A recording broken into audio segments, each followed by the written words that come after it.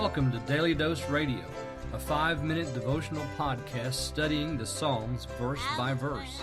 Broadcast from the ever-beautiful Sharonville, Ohio, on the sunny side of Cincinnati. Hey, welcome back, friends. You found it. This is Daily Dose Radio, the finest Bible bistro on the internet. We use only 100% Bible in this Bible study. That's how fresh and delicious this really is. This week we're looking at Psalm 7. This is the Siggion of David. He sang it to the Lord concerning the words of Cush the Benjamite. And we talked yesterday about Cush, or Cushi, could have been, the fellow, the guy, the runner, who came to tell David about the news of the war with Absalom. David cried out yesterday in our passages, verses 3 and 4, saying, if I've done this, if I'm the one that's caused this to happen, if I'm the one who is responsible, then he goes into this list of ifs. If there is iniquity, if I have repaid evil to those who have a covenant of peace with me, if I have delivered those who vexed me in vain. Now, so there's two actual if words used in verses 3 and 4, and then we have the suggested if in the second phrase of 4, or if I have. If is not there. Now I have translated it, or I have delivered. Now it's understood that there's an if there, because we have that conjunction, or. If there is iniquity, if have I repaid evil, or I have delivered. So 3 of them come bam, bam, bam right in a row, and then we come to verse 5, which is our verse today. And I'm reading again from my translation. Please take my translation for kicks and giggles. This is why we do it. So to compare what you're reading, your King James, your ESV, your New American Standard, whatever you're using, and compare it to what I say. And hopefully my translating of these verses will throw light on your translation that you normally use. We'll just pick up some differences in wording, language, structure, and so forth by doing that, and hopefully it'll give us a little more light on the text as the Holy Spirit teaches us.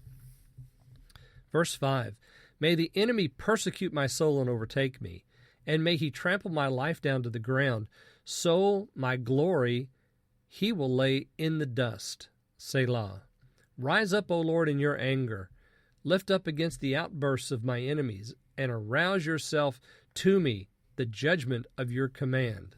All right, that's verses 5 and 6 here in Psalm 7. May the enemy persecute my soul. Notice that this comes at the end of the 3 if statements.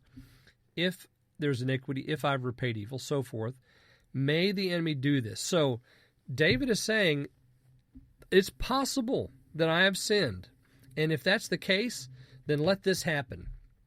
Let the enemy persecute my soul, overtake me, trample my life down to the ground, lay it in the dust. My glory, may he lay it in the dust.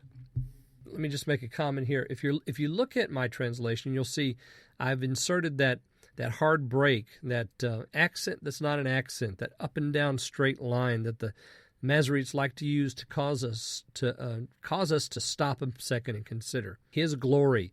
So my glory, pause, he will lay it in the dust.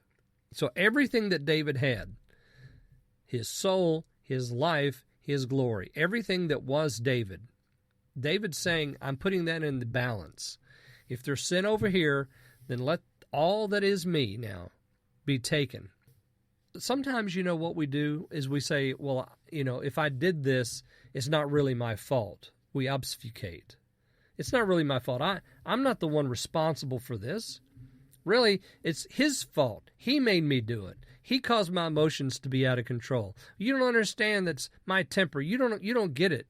You see, we try to make excuses for why we sin. David said, if I've done this, then judge me. Let me have it.